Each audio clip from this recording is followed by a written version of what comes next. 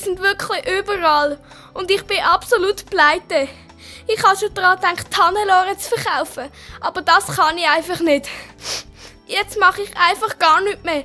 Gang nicht mehr ins Theater, nicht mit dem Velo in die Schule und rühre alle Zettel weg. Und wie haben die Presse reagiert? Die Elsa hat nur auf ihr gelb-grüne Auge gedeutet. Was? Die sind das gsi? Dann weisst jetzt, wer zu dieser Bande gehört. Wie viele Leute das sind. Die sind von hinten auf mich losgekommen. Alles ist so schnell gegangen, dass ich gar nicht zum Zählen gekommen bin. Ich glaube, etwa 4 waren es, aber sicher bin mir nicht. Aber wieso bist du nicht zum Haberkorn gegangen? Der Michael lässt sie ja jetzt auch in Ruhe. Jetzt geht es erst recht mies. Würmer und Maden und Schokipudding im Schulsack. Faust beim Shooten. Und das Velo vorne ist komplett demoliert. Ja, aber haben die Lehrer keine Ahnung, wer das könnte sein? Nein, der Haberkorn weiss nicht viel. Er hat nur einen Verdacht, der sich aber scheinbar nie bestätigt hat. Ein Lars und ein Jörg. Kennst du die beiden? Klar kenne ich die. Und denen würde ich es auch noch voll zutrauen. Die sind so doof. Die können es aber nicht sein, weil sie in dieser Pause geshootet haben. Das haben alle gesehen.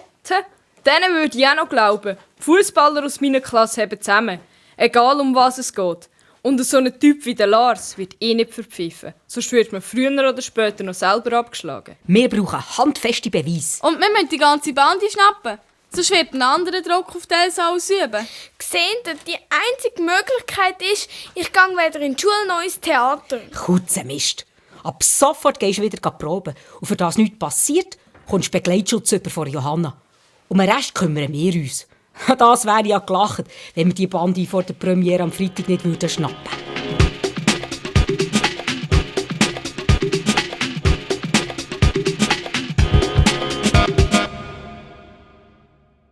Am nächsten Morgen hat Charlie schon nach 2 Lektionen die Schule aus, weil der Turnlehrer krank war.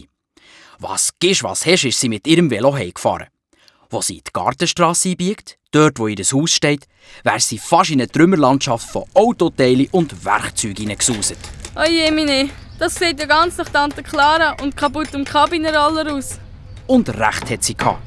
So ein blöder Mistkopf, du heiliger Polizeipräsident. Gerissen, ausgerechnet jetzt, doofe Schrottkiste, du. Bringst deine Kiste bis am Mittag wieder zu laufen? Charlie hat schon daran gezweifelt, ob echt Clara vor lauter Kabinenroller den Termin an der Schule vergisst. Klar schaffe ich das. Zur Not flicke ich halt die alte Kette. Und schon ist sie mit der verrissenen Kette in die Garage gelaufen. Die Hannelore hat übrigens die ganze Zeit ihren Schnabel zuvorderst gehabt und hat Clara auf Schritt und Tritt mit einem freudigen Gegacker begleitet. Nach einer halben Stunde hantieren mit Bohrmaschinen und Schweissgeräten und dabei auf sämtliche Polizeipräsidenten und die halbe Welt schimpfen, ist Clara wieder zur Garage rausgekommen und hat gestrahlt. So, es kann losgehen.